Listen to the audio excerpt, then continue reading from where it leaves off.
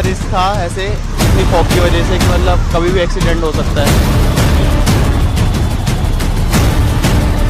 Street lights दिख रही हैं, स्ट्रीट लाइट की वजह से जितनी विजिबिलिटी है उतनी है, वरना हम लोग कुछ भी नहीं देख पा रहे हैं।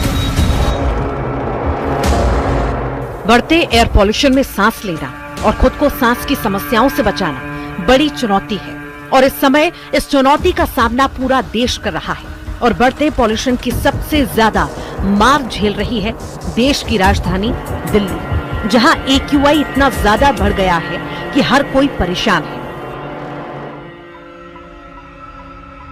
इस बीच दिल्ली में प्रदूषण को लेकर सियासी जंग भी शुरू हो गई है। दिल्ली के कई इलाकों में AQI 400 के पार पहुंच चुका है, जिसके बाद आज दिल्ली सरकार ने प्रदूषण को लेकर कई बड़े ऐलान किए, जिसके तहत कल से दिल्ली के सभी सरकारी और निजी संस्थानों में 50% वर्क फ्रॉम होम जरूरी होगा। हालांकि हेल्थ केयर, अस्पताल, फायर, जेल, सार्वजनिक परिवहन जैसी सुविधाओं पर यह नियम लागू नहीं होगा। इसी के साथ ही सरकारी और निजी संस्थाओं से वर्किंग आवर्स को फ्लेक्सिबल करने की भी अपील की गई है। वहीं सरकार ग्रेड 3 में काम बंद होने से प्रभावित रजिस्टर्ड कंस्ट्रक्शन मजदूरों को 10,000 रुपए का मुआवजा देगी। दिल्ली सरकार की तरफ से कहा गया है कि नियमों का पालन न करने वालों पर जुर्माना लगाया जाएगा। आज श्रम मंत्रालय ये निर्देश जारी कर रहा है सभी प्रतिष्ठानों के लिए, दिल्ली के सरकारी और प्राइवेट सभी प्रतिष्ठानों में कल से मैक्सिमम केवल 50% अटेंडेंस अलाउ होगी। बाकी 50% लोगों को वर्क फ्रॉम होम ये मैंडेटरी सभी प्रतिष्ठानों को देना होगा। उधर विपक्षी पार्टियों ने भी प्रदूषण पर केंद्र और दिल्ली सरकार को घेरना शुरू कर दिया है। आज यूपी के सांसद चंद्रशेखर आजाद संसद भवन के सामने प्रदूषण के खिलाफ तख्ती लेकर बैठ गए। उन्होंने कहा कि सरकार इस मुद्दे पर बहरी हो गई है। मैं इस हाउस में मुझे लोगों ने वोट से चुनकर भेजा और ये वोट इसलिए दी कि मैं उनके मुद्दों को उठाऊं। जनता टैक्स देती है, उसी से हमें तनख्वाह मिलती है, तो हम जनता के कर्मचारी हैं। उनके विषय को उठाना हमारी जिम्मेदारी, चाहे जमीन पे बैठ के उठाने पड़े, चाहे संसद में उठाने पड़े। ऐसा नहीं कि मैं संसद के बाहर ही प्रोटेस्ट कर रहा हूँ, जमीन पे बैठा हूँ, सीढ़ियों पे बैठा हूँ। मैं संसद के अंदर भी मैंने एडजमेंट मोशन दिया है पोल्यूशन को लेकर कि इस पे चर्चा हो और मैं इस पे बोलना चाहता हूँ। कल भी आम आदमी पार्टी ने दिल्ली में प्रदूषण को लेकर दिल्ली की सीएम रेखा गुप्ता और पर्यावरण मंत्री मनजिंदर सिंह सिरसा के खिलाफ विरोध प्रदर्शन किया था, जबकि दिल्ली के पर्यावरण मंत्री मनजिंदर सिंह सिरसा ने ये कहते हुए दिल्ली की जनता से माफी मांग ली थी कि 30 सालों का प्रदूषण सिर्फ 5 से 6 महीनों में खत्म नहीं किया जा सकता। आज इसी को लेकर कपिल मिश्रा ने भी आम आदमी पार्टी को जवाब दिया।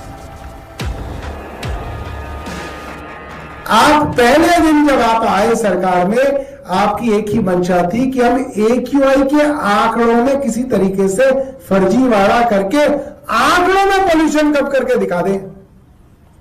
दिल्ली वाले खांसते रहे, मर जाए, कोई दिक्कत नहीं, आंकड़े कम होने चाहिए। और पहले दिन इन्होंने ये तय किया कि नए AQI स्टेशन लगाए जाएंगे। दूर दराज के जंगलों के अंदर AQI स्टेशन लगाने की योजना लेके आए ताकि एवरेज AQI कम हो जाए। जैसे ही AQI बढ़ता है, दिल्ली के AQI मॉनिटरिंग स्टेशंस को ये शट डाउन कर देते हैं कि भाई एक गलती तो हुई है हमसे, और वो गलती ये हुई है कि हम 30 साल का पोल्यूशन 5 महीने में खत्म नहीं किया। ये भी गलती हुई है कि पिछला मुख्यमंत्री भाग जाता था 1 महीने, हर दिसंबर जनवरी 1 महीने की छुट्टी लेके भागता था दिल्ली से।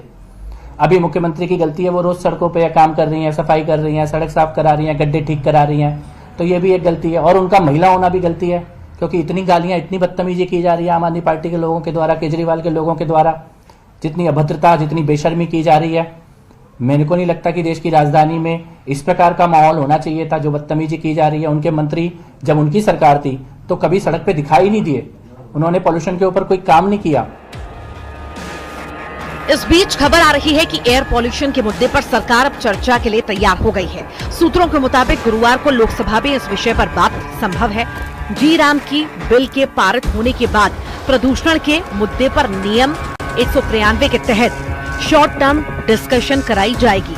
विपक्ष लंबे समय से वायु प्रदूषण पर चर्चा की मांग कर रहा था, खासकर उत्तर भारत में बढ़ते प्रदूषण स्तर को लेकर।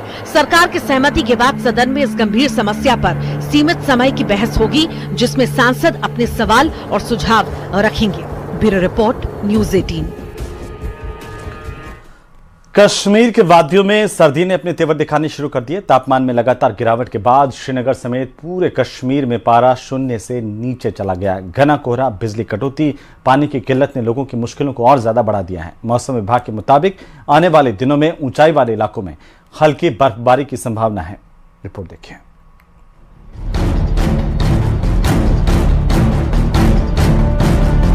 ये तस्वीरें हैं वादी की, जहाँ दूर दूर तक सिर्फ कोहरा ही नजर आ रहा है। ये डल झील, शिकारा और मौसम का लुत्फ उठाते सैलानी। जम्मू कश्मीर में शीतलहर ने जोर पकड़ लिया है। श्रीनगर सहित कई इलाकों में न्यूनतम तापमान शून्य से नीचे दर्ज किया गया। रातें सर्द हो चुकी हैं और दिन में भी ठिठुरन का एहसास बना हुआ है।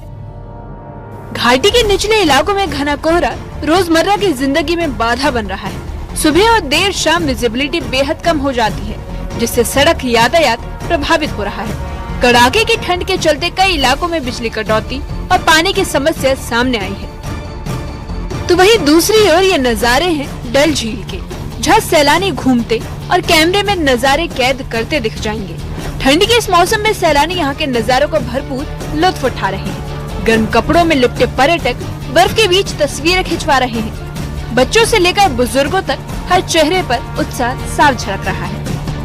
कश्मीर आने का हमारा मकसद है कि यहाँ का टूरिज्म जो इतना बढ़िया है, यहाँ के लोग इतने अच्छे हैं कि मतलब हम उनको शब्दों में बयान नहीं कर सकते हैं।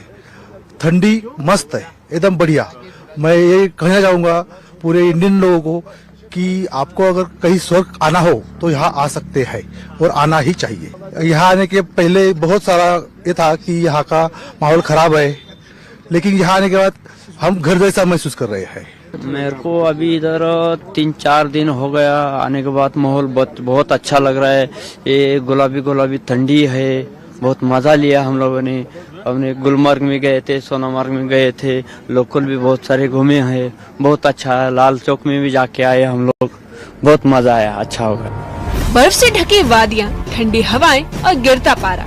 ठंड के बावजूद सैलानियों का जोश कम नहीं और पर्यटन स्थलों पर रौनक बनी हुई है।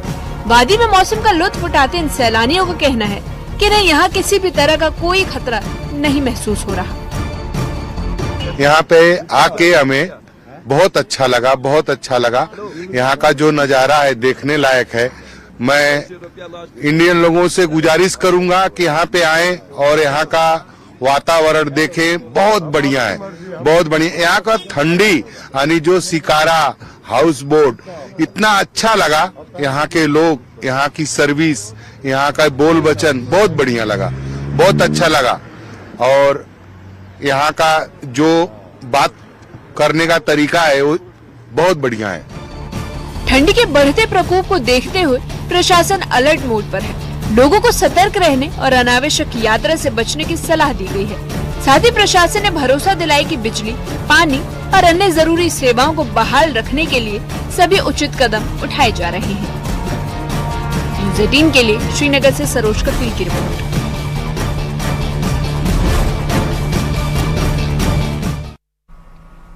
और इसी के साथ ही देश प्रदेश में अभी के लिए फिलहाल इतना ही। नमस्कार।